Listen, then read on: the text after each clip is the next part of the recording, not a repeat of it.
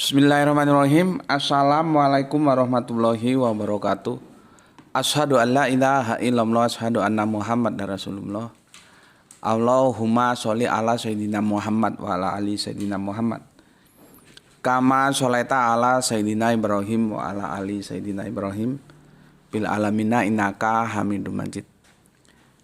Sebelumnya kita panjatkan dahulu doa kepada Gusti Allah Agung untuk saudara-saudara kita yang telah memberikan sholawatnya kepada channel dakwah ini, sehingga channel ini dapat dengan setia eksis hadir dalam ruang-ruang diskusi kalian semuanya dimanapun kalian berada. Tentu dengan sebuah harapan, insya Allah sholawat itu akan menjadi catatan langit amal soleh bagi mereka dan keluarganya kelak, dan insya Allah akan terbalaskan dengan balasan yang jauh lebih baik lagi. Kalau balasan aku sih kan itu terbatas ya, tapi kalau Allah yang membalas sholawat kalian, yang mengambil bagian sebatas kemampuannya masing-masing untuk memberikan sholawat dukungan kepada aktivitas dakwah, maka hanya Allah lah yang paling pandai membalas kebaikan hambanya ya. Oke, semoga sholawat itu terbalaskan dengan yang lebih baik lagi oleh Gusti Allah Agung. Oke. Selanjutnya untuk seluruh pewarta terkasihku dimanapun kalian berada, di mancanegara, di dalam negeri, aku ucapkan terima kasih atas apresiasinya. Semoga selalu always dan tidak pernah never tetaplah bertumbuh menjadi satu pribadi tangguh, yaitu yang anti skip dan anti download. Bagi yang berkenan silahkan saja di share linknya ya, link kajiannya. Jadi jangan diunduh kemudian kamu potong-potong gak karuan dan diunggah ulang. Apalagi kamu adu sama video lain yang juga potongan gitu, jadi kacau. Kalau kamu memang berkenan mempertemukan Gus Betik dengan siapa yang kamu maui, ya ketemunya di darat aja, bikin surat undangan gitu ya. Ya memang sih ya pakai duit, sewa kafe, sewa hotel atau sewa apalah namanya ya, karena aku nggak mau kalau virtual gitu, harus di darat. Aduh, ini hujan ini, biasanya kalau hujan rame. Dulu aku waktu mau bangun rumah ada pilihan antara aku pakai spandek atau pakai asbes. Kalau pakai asbes itu walaupun hujan aman, dia nggak rame. Cuman setelah aku googling ternyata ada faktor kesehatan yang itu membahayakan. Sebetulnya bisa sih diantisipasi ya, dengan cara membuat apa namanya itu ya, atasnya itu dikasih pian sehingga debu-debu asbes itu tidak membahayakan kesehatan. Cuman kan ya duit lagi itu, biayanya jadi double ya. Akhirnya aku pilih apa namanya spandek ya, dan akhirnya ya seperti ini. Secara kesehatan dia aman, tapi kalau hujan kita nggak bisa syuting. Tapi kita ikuti aja lah ya, nanti kalau rame orang kita juga nggak dikejar target, nanti kita ulangi di waktu mendatang ya. Karena kalau hujan ini rame ya, dalam keterbatasan kita harus tetap berdakwah ya. Maunya sih bikin studio yang ideal, cuman sampai sekarang belum kesampaian. Dan ini bukan studio, ini ruang keluarga, studionya belum kelar. Sudah ditawarkan siapa yang mau bersolawat untuk pembangunan studio, tapi belum bersambut ya, mungkin belum ada yang tergerak. Atau ada yang tergerak tapi belum mampu, ada yang mampu tapi belum mau ya. Jadi sesuatu itu bisa terjadi, dia mampu memberikan solawat untuk pembangunan studio dakwah, tapi dia tidak mau, ya nggak bisa.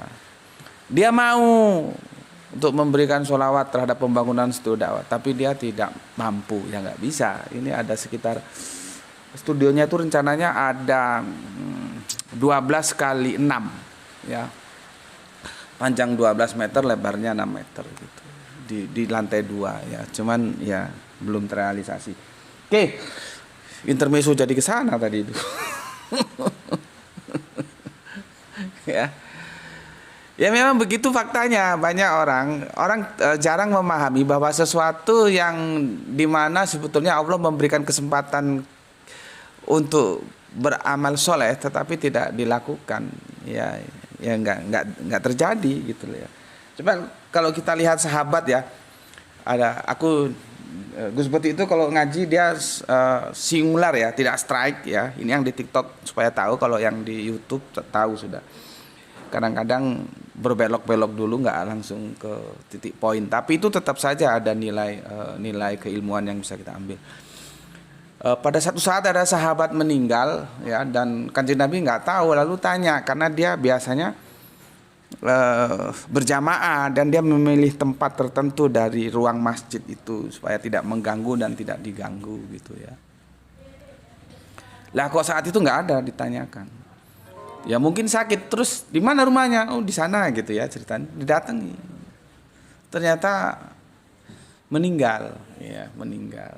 Terus si istrinya itu tanya, yang diucapkan itu seandainya lebih lagi, seandainya lebih lagi, seandainya lebih lagi. Oh, gue ingetnya begitu ya, nanti lu cari hadisnya yang lebih tepat seperti apa ya. Gue cerita sejauh ingatan gue. Terus tanya, kenapa begitu ya Rasulullah gitu. Rasulullah menjawab, ketika dia meninggal dia ditampakkan balasan kebaikan-kebaikannya, dan dia berpikir seandainya dia lebih banyak lagi berbuat kebaikan, tentu lebih banyak lagi balasan kebaikan yang dia terima gitu ya. Tapi kan sudah di end, dia sudah menyelesaikan kehidupan dunianya, berarti tidak bisa lagi ya. Itu sebagai pelajaran bagi kita, supaya kita tidak pernah merasa puas untuk melakukan kebaikan ya. Seorang sahabat seandainya lebih gitu ya. Nah, sementara kita tidak pernah mengambil pelajaran dari itu, jangan pernah merasa puas berbuat kebaikan ya. Entah itu dalam bidang memberi sholawat untuk dakwah atau apa ya, banyak macam lah ya. Konteks hari ini tentang pembangunan ruang studio untuk dakwah ya. Oke, itu intermezzonya ke sana. Sorry ya. Alhamdulillah gak hujan, jadi kita bisa lanjut ya. Nanti kalau hujannya datang ya kita berhenti. Jadi kita melakoni kehidupan itu nothing tulus ya. Jangan terlalu begini begitu, apa yang bisa dilakukan. Kalau kita bisa dakwah, kalau ada halangan yang nggak bisa dihindari seperti hujan gitu, ya sudah kita berhenti, besok kita lanjutkan. Bismillahirrahmanirrahim.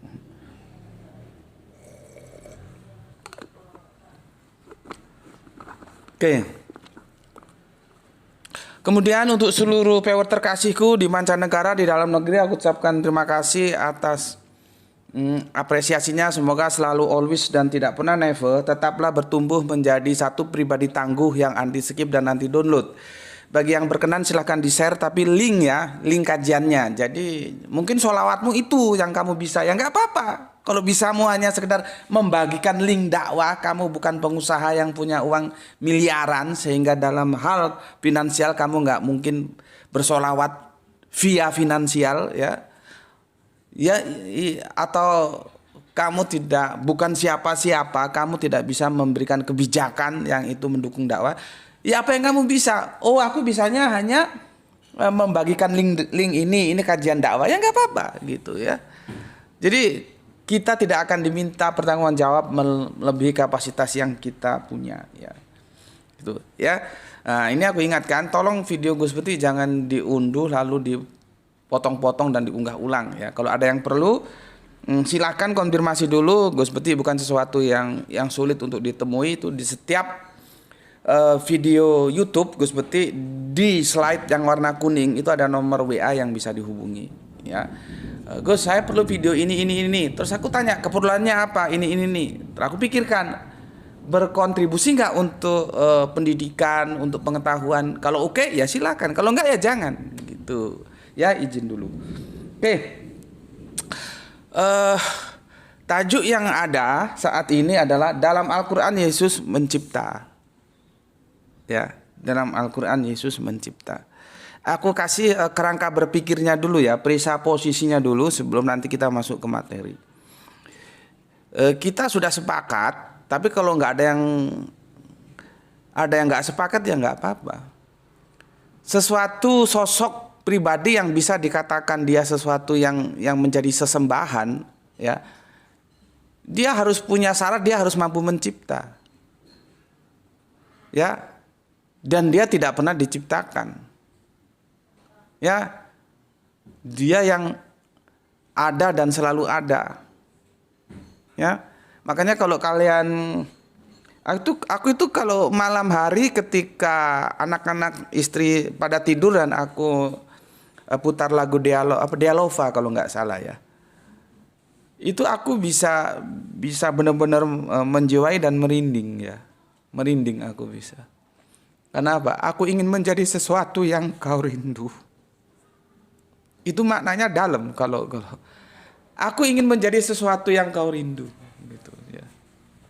Supaya Allah merindukan kita itu bagaimana?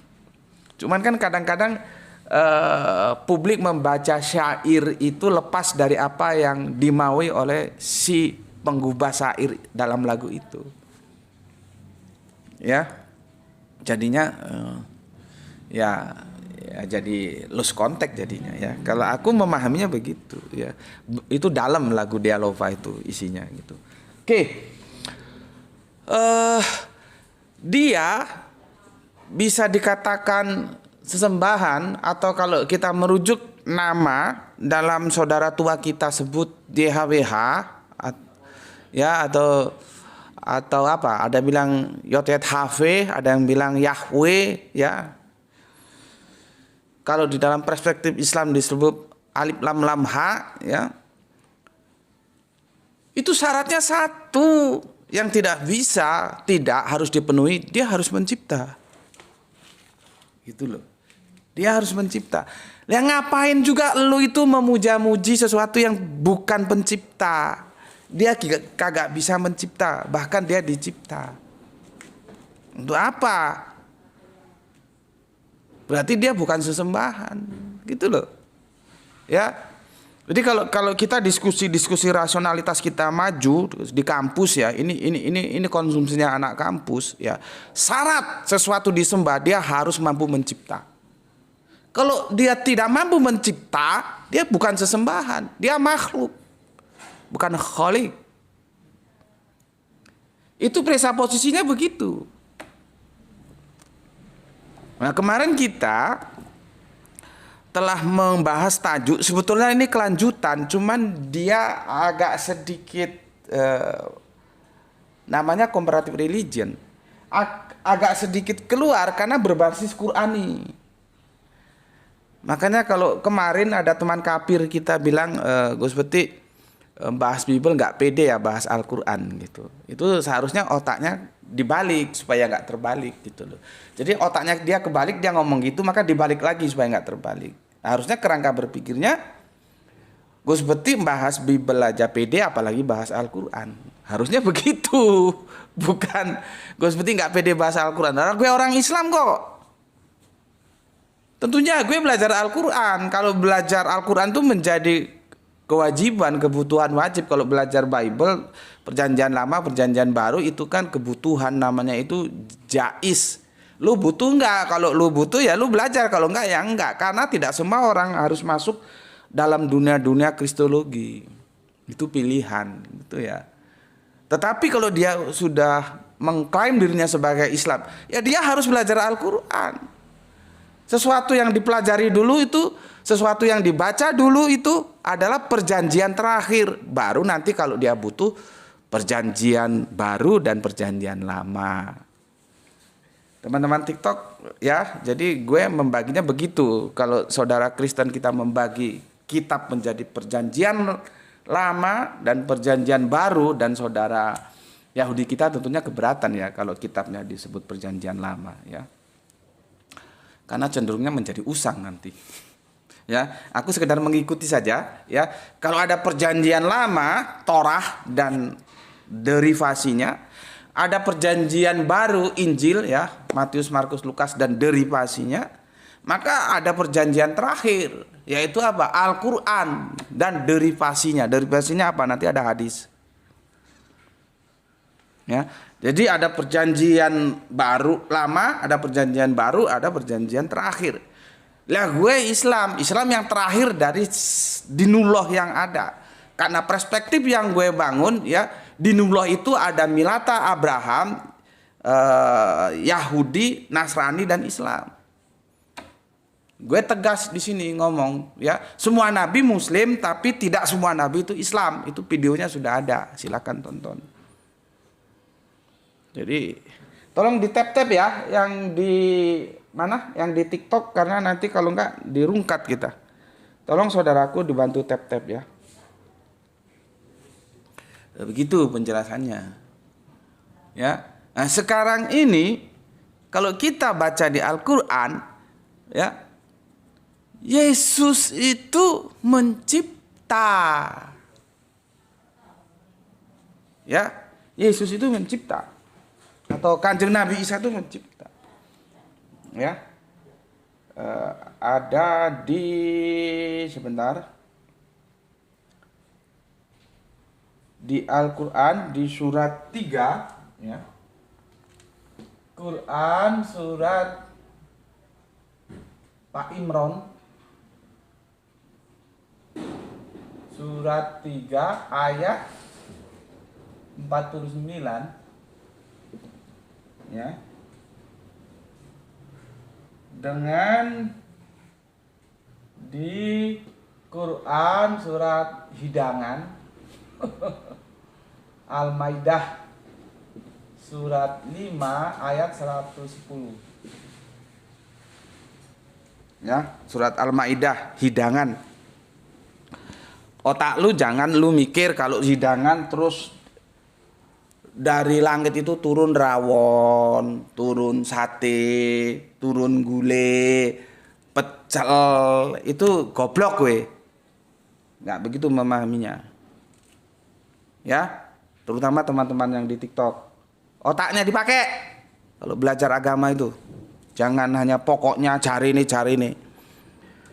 Ya, makanya kalian akan bingung memahami pernyataan Al-Qur'an ketika Nabi Zakaria, dari mana kamu mendapatkan makanan ini? Tanya kepada Bunda Maryam. Kamu kira itu makanan nasi gitu? Kan jadi gablak we. Ya. Kok ngajinya begitu? Iya, ngajinya begini, lu mau apa? Lu suka dengan style gue ngaji di sini, nggak suka pergi cari channel lain sana.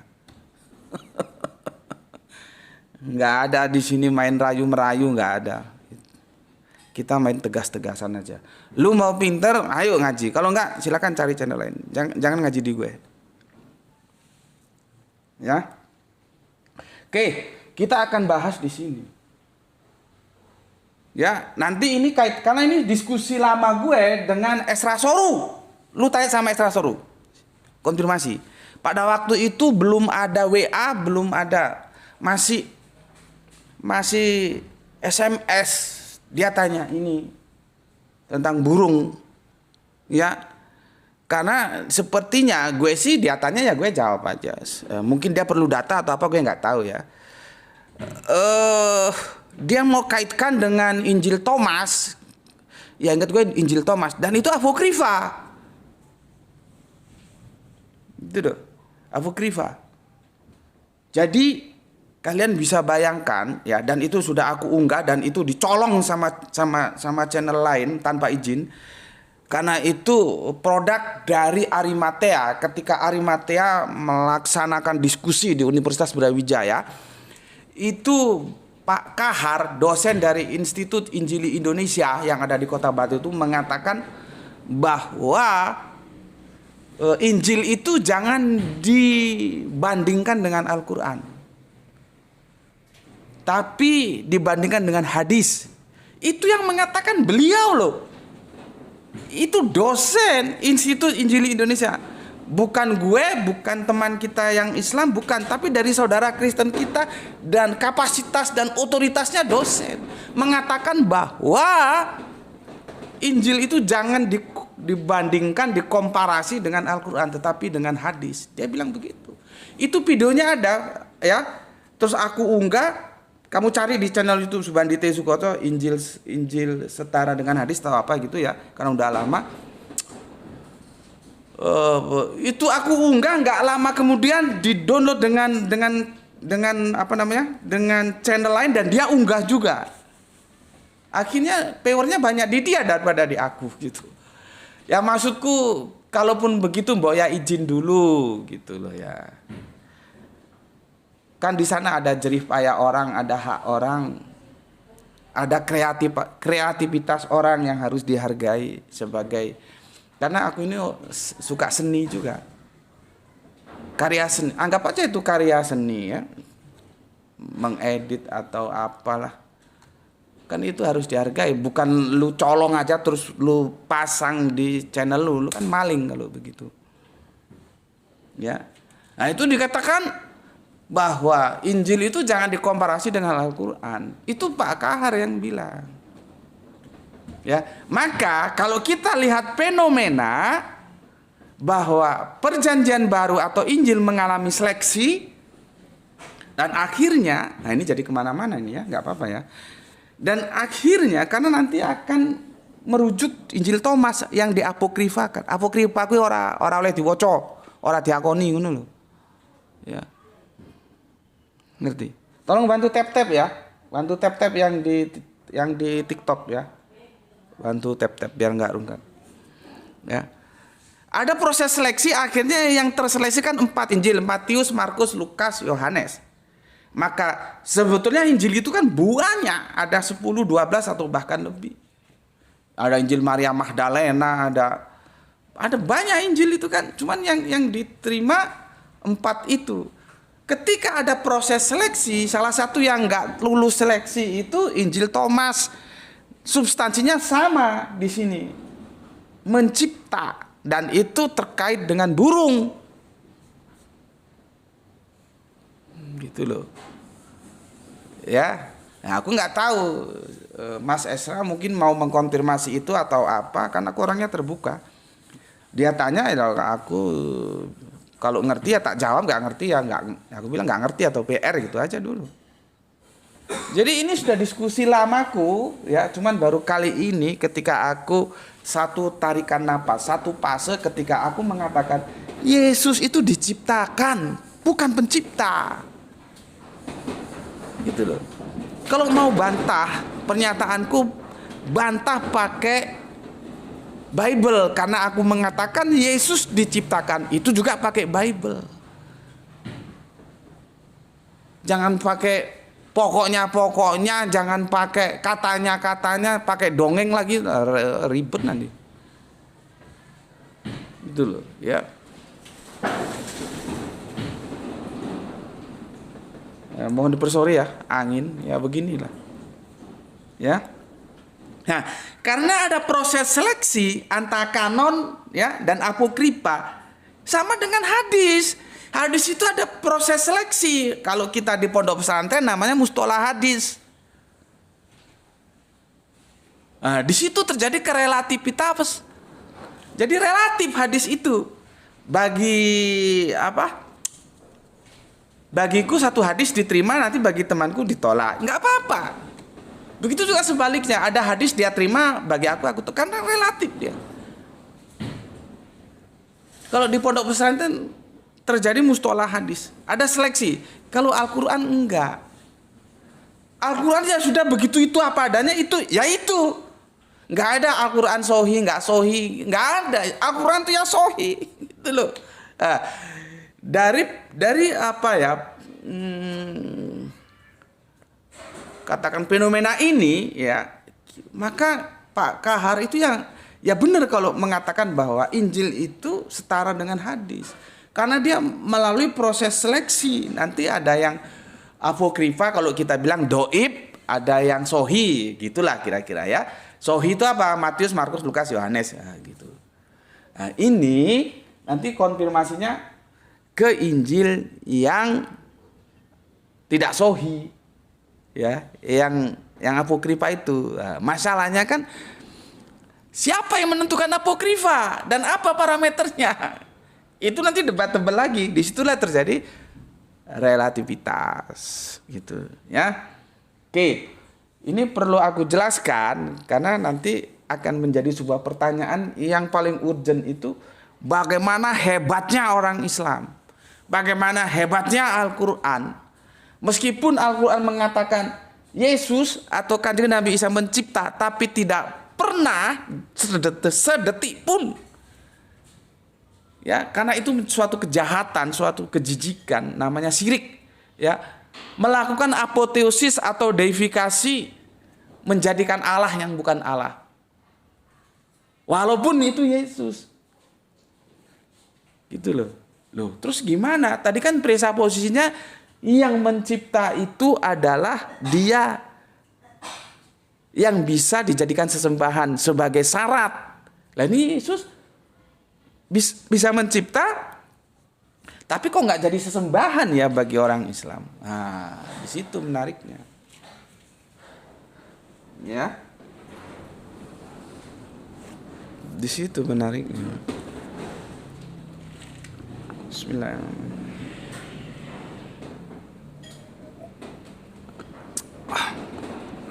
Oke. Tolong bantu tap-tap ya. Bantu tap-tap. Sebelum aku lanjut ke surat Ali Imran surat 349 dan Al-Maidah 510. Aku gini. Di kolom komentar di YouTube itu ada saudara Kristen kita, ya, menukil ayat itu loh, yang Isa terkemuka di dunia dan akhirat itu, ya. Ya. Loh, mana handphoneku? Nah ini, ya. Isa terkemuka di dunia dan akhirat. Ya. Seharusnya saudaraku Kristen berpikirnya jangan berhenti di situ. Terus sampai mentok. Kenapa ya orang Islam kok nggak menuhankan Isa padahal kitabnya mengatakan Isa terkemuka di dunia dan akhirat? Harusnya begitu. Jangan kamu justru memaksa orang Islam untuk melakukan apoteosis atau deifikasi terhadap Isa, terhadap Yesus, karena dia terkemuka di dunia dan akhirat. Ini aku sebelum melanjutkan ini ada komentar ya. Cuman ini kita sebentar aja ya. Karena itu sudah aku jelaskan ya. Wajihan ya. Wajihan itu ada di surat Al-Ashab 3369 dan ada di nanti tentang Kanjeng Nabi Musa juga wajihan. Ya, kalau di Kanjeng Nabi Musa itu di surat yang keberapa ya? Sebentar. Al-Ashab 3369. Oh betul, Al-Ashab 3369 ya. Kita keluar dulu ya dari sini ya. Ini tadi introduction. Kita keluar dulu. Ini karena ada komen dari saudara Kristen kita ya. Di surat 33 Al-Ashab ya. Ini aja biar jangan 69. Nanti itu kita komparasi dengan di surat 3 ya 45. Ini ya. Kalau ini ke Isa, kalau ini ke Musa. Ya. Teman-teman Kristen jangan terjebak di terjemahan. Ya. Ya. Di sini kalau kita masuk ke original teksnya ya, di situ jelas wajihan sama. Wah, Arabiun gua jelek banget ya. Wah, yang penting lu ngerti ya. Wah, ya. Jihan. Ini cuman di sini diterjemahkan terkemuka. Ya. Di sini diterjemahkan bukan terkemuka. Ini problematik terjemahan, terhormat dia di sini. Tapi ya nggak salah-salah amat kalau kita paham, karena wajihan itu bisa terhormat. Dia mengalami polisemi, bisa apa namanya? Dihormati. Lah kalau dihormati berarti kan terkemuka. Terkemuka. Nah, teman-teman Kristen terjebak di 345-nya ini. Dia nggak tahu kalau Musa juga wajihan. Bukan hanya Yesus yang wajihan, Moses tuh wajihan. Jadi jangan otak lu geblek, terus lu paksa orang Islam untuk melakukan apoteosis atau deifikasi terhadap Isa. Sampai modar orang gelem.